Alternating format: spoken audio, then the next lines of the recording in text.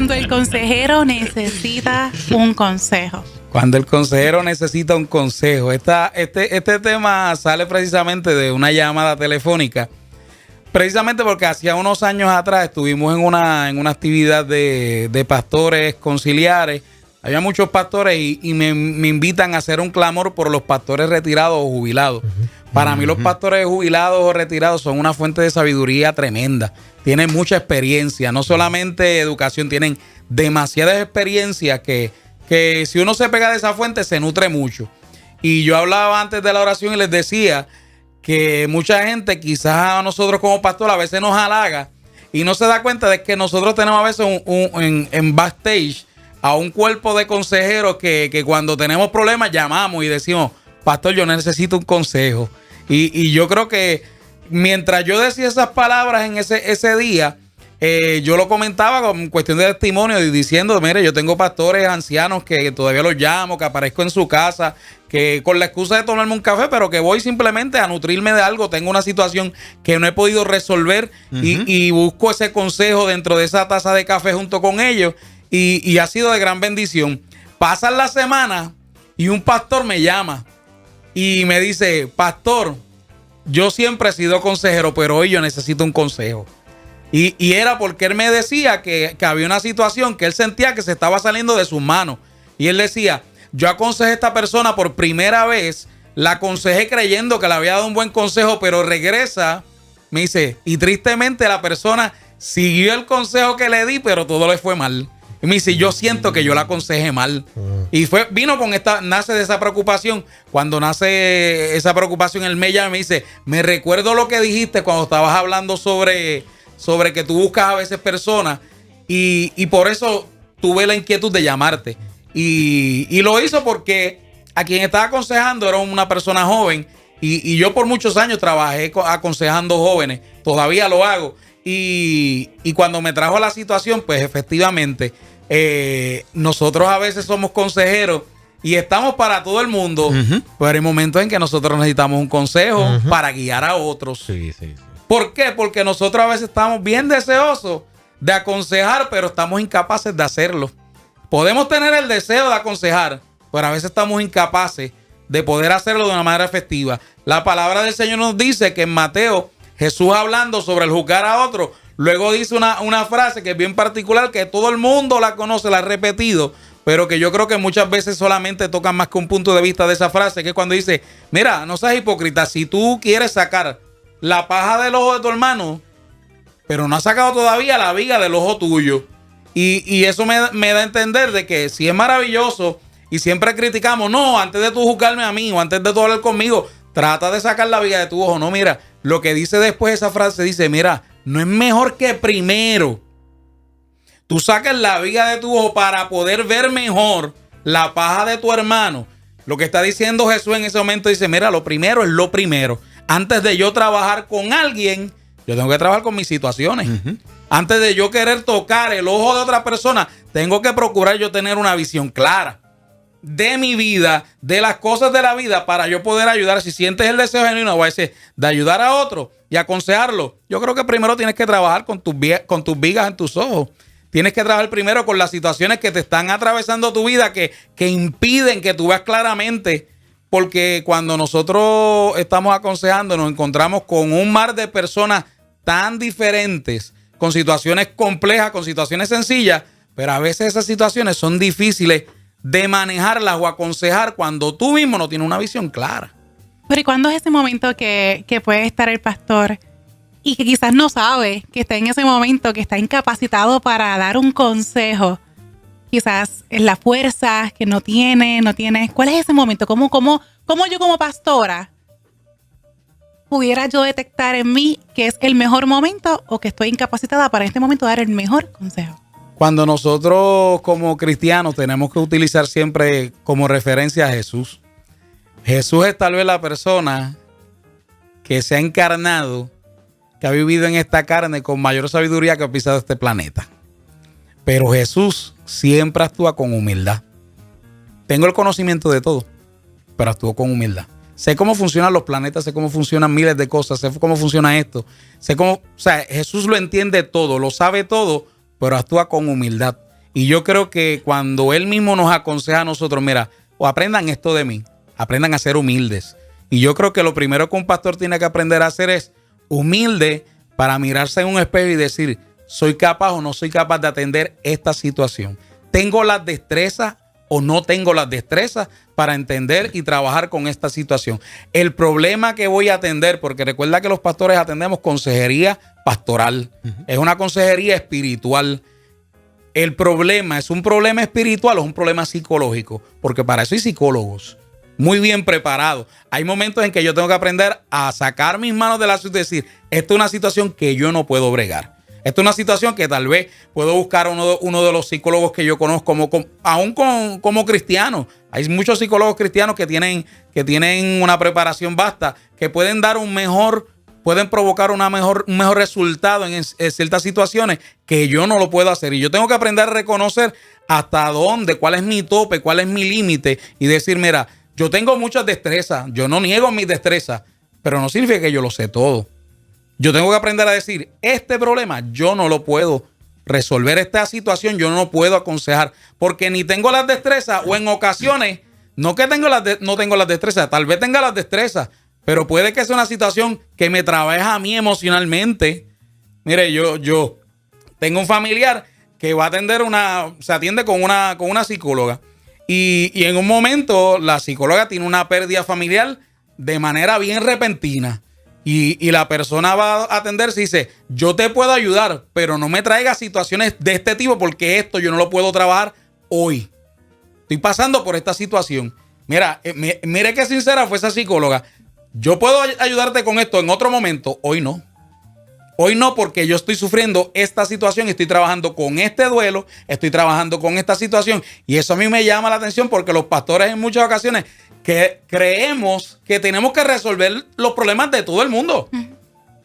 Y no necesariamente es así. Hay veces que nosotros tenemos que aprender, de la misma manera que metemos la mano en muchos asuntos, tenemos que aprender a sacar la mano de muchos asuntos y decir, mira, yo no tengo tal vez las destrezas, pero no tengo la sabiduría para manejar esta situación.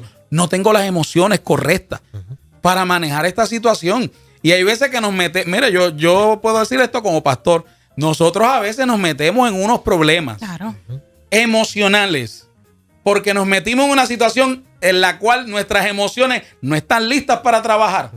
Porque yo no trabajé con mis traumas de niñez, pero quiero trabajar con los traumas de niñez de otros. O sumergen a otras personas en problemas aún mayores porque el consejo no fue el que tenía que ser porque las herramientas no son las correctas. Oye, no. Hay un doctor generalista, hay un doctor que se encarga de los ojos. No, y a mí me encanta que cada zapatero vaya a su zapato. Y quizás esto viene, y estoy bien segura que viene desde la buena intención de querer ayudar a las personas que tú pastoreas. Viene desde esa buena intención. Y te das cuenta lo que dice Jesús. O sea, hay una buena intención de que yo quiero sacar la paja del ojo de mi hermano. Hay una buena intención ahí. Eso es una buena intención. Ahora, hacerlo yo con una viga en el ojo es la manera incorrecta de hacerlo. Entonces Jesús dice, mira, antes de tú trabajar con esto, ten una visión clara. Mira, tú tienes que aprender también en medio de estas situaciones. A veces tenemos que conectarnos a una fuente de sabiduría que sea superior a la nuestra. Y a veces nosotros tenemos que bajar nuestra cabeza y decir, mira, Jerry trabajaría este asunto mejor que yo. Sí. Tiene mejor experiencia en esto y yo se lo refiero. Jerry, ¿tú crees que me puedes dar la mano en esto? Que mucho dice de nosotros como pastores cuando reconocemos que hay otro que lo hace mejor que nosotros. Bueno, ahí vamos. Vamos con eso. Porque el problema, o uno de los problemas, es que no todo el mundo lo ve con buenos ojos. Ay, sí. Yo sí he estado en lugares, en conversaciones que han dicho, no, esto no es un buen pastor porque no pudo bregar con esta situación. Mal concepto y mal modelo de esta los pastores, como usted dice, no lo van a trabajar todo. No lo pueden trabajar. Y los pastores tienen que también reconocerlo. O sea, este consejo hoy para los consejeros, muchos de ellos pastores, es maravilloso porque te dice, mira, no está mal a veces no sentirse capacitado para hacer algo. El que es maduro puede decir, pastor, te felicito porque delegaste esto en otra persona. El que no está tan maduro, que tiene otro concepto, que era lo que también decía Vanessa, dice, ay, pero qué pastor es Jerry que no puede bregar con esa situación. Entonces hay un proceso también de educación, porque venimos arrastrando de años que el pastor, pues hay que decirle todo y entonces lo va a resolver todo, y se ha perpetuado eso. Es tanto así que ahora, déjame ver cómo digo esto. Yo tengo también una que decir. Estoy buscando los amortiguadores correctos. Yo vengo tanto así que los pastores han tenido, y los felicito a los que lo han hecho, han tenido que entrar en la psicología para sentirse completos. Así Dije es. para sentirse completo. Es más un efecto placebo que una realidad. Repito, para sentirse completo. Aunque no lo estén. El pastorado no es suficiente para sentirse completo en el ministerio. No estoy hablando de que puede tener las herramientas completas. A lo mejor hay gente con buena intención para añadir, sumar. Claro. Bueno. No, y yo tengo que poner la mía.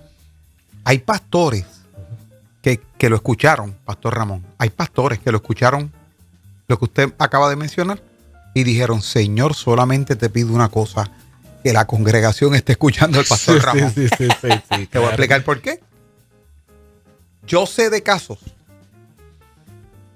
de visos de divisiones, donde comenzó por el disgusto de una persona, porque el pastor no fue a ver a mi mamá al hospital, porque el pastor estaba agotado o enfermo, o la pastora estaba agotada o enferma, y tuvo que mandar al líder de los caballeros, o al líder de las damas, o al líder de misiones, o al hermano que dirige el ministerio de adoración, porque el pastor simplemente o la pastora estaban agotados, cansados o enfermos, y de ahí vino la molestia, y de ahí me voy.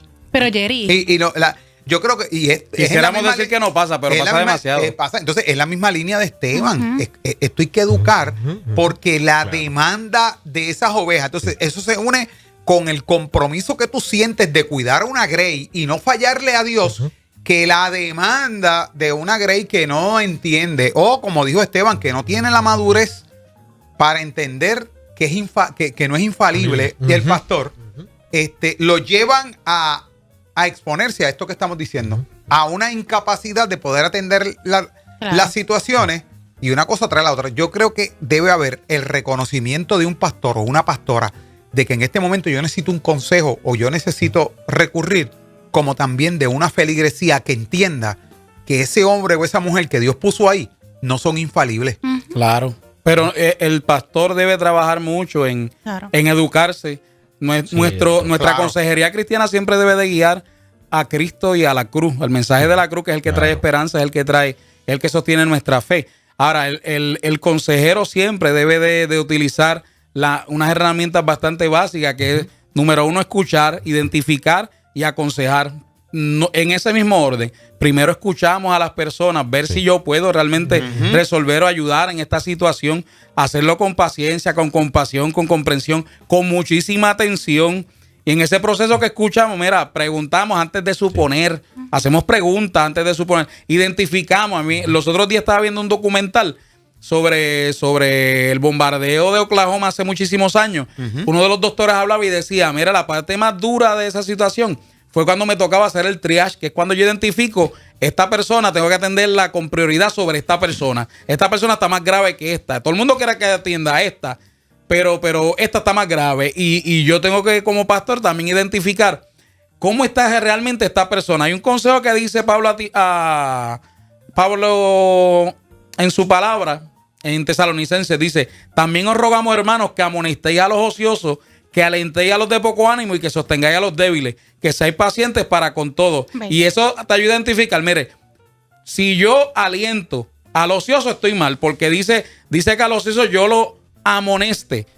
Dice que al de poco ánimo es al que yo voy a alentar y que sostenga al que es débil. Entonces yo tengo que aprender en ese proceso, que antes de dar ese consejo, mira, si yo animo A alguien que es indisciplinado, puedo afirmar que lo que él está haciendo. Ahora, si yo disciplino a alguien que está desalentado, puedo añadirle culpa. O sea, yo tengo que aprender a identificar cada persona qué es lo que necesita, qué es lo que puedo construir según lo que le pregunto, según lo que hablo con esa persona. Y entonces es que brindo un consejo. Primero escucho, identifico y luego aconsejo a los pastores. Mire, no se desalienten. Lo importante es que usted reconozca sus capacidades, pero también reconozca que hay un Dios que quiere darle la sabiduría para usted trabajar con muchas situaciones. Es ese proceso, como usted bien dice, me encantó, ¿verdad? De reconocer qué áreas son mis fortalezas y cuáles no puedo tratar, o porque todavía estoy en un proceso también de fortalecer esas áreas, o no estoy preparado, la razón que sea. No es menos pastor por yo referir. No. Como dijimos, hay un tipo de etiqueta por ahí por simplemente referir. Otra cara de la moneda. Conociendo los diferentes desafíos, conociendo mis debilidades, yo necesito rodearme de gente que en esas otras áreas me fortalezcan o fortalezcan el ministerio. En la multitud de consejeros y sabiduría. Entonces, a lo mejor es seguir en este proceso de educarnos para seguir equipando gente. Ok, yo no soy bueno atendiendo las emergencias de los matrimonios, pues pues pongo a una persona encargada que se capacite a ayudar y ayudarla. Si no la tengo en mi iglesia, hay recursazos de más. Eso es lo maravilloso de este tiempo de la era de información. Por aquí pasan de más. Pastor Jerry, pero ¿y quién fue esa iglesia? Diga el nombre. No por saber. Es por oral. Tiro el medio. No, mira, hubo algo que a mí me llamó mucho la atención en un adiestramiento que nosotros cogimos de no supervivencia, de búsqueda y rescate. No sé si las reglas han cambiado. A mí me impactó mucho. Saludos a Brin, allá en Ponce, que es el que brega en esto. Me llamó mucho la atención porque una de las reglas principales es que aquellos integrantes del equipo de búsqueda y rescate, si uno de ellos se accidentaba o sufría una situación, el equipo tenía que concentrarse, sacarlo a ellos y no a los heridos. Y dije, ¿pero qué es esto? Digo, sí, porque nosotros hemos llegado aquí a rescatar gente, no a producir víctimas. Fuerte. A mí, pero me chocó, porque si tú sabes que dice, yo estoy rescatando a alguien, mi compañero de rescate se hiere, le pasa algo, uno sigue concentrado en la persona que uno ve allí que necesita ayuda. No, hay que sacar al rescatista, porque nosotros no llegamos a sumar víctimas, llegamos a rescatar víctimas. Eso es interesante. Y en la pastoral hay gente que a veces, amigos, yo tengo amigos pastores que le he tenido que decir, sal de esta situación, no te está haciendo bien. No te está haciendo bien. Y esto al final del día puede que, en el momento puede que te moleste, pero al final del día va a ser de gran bendición el hecho de que haya otros amigos que se hayan preocupado por ti, que hayan visto que quizás la situación se hizo más grande en tus manos, pero que te está diciendo no estás solo, sal un momentito y permite que otra persona con más sabiduría y experiencia pueda trabajar esta situación. Eso es maravilloso. Al final el cuerpo de Cristo es el que crece, el que se renueva. Eso es lo que estamos procurando todos.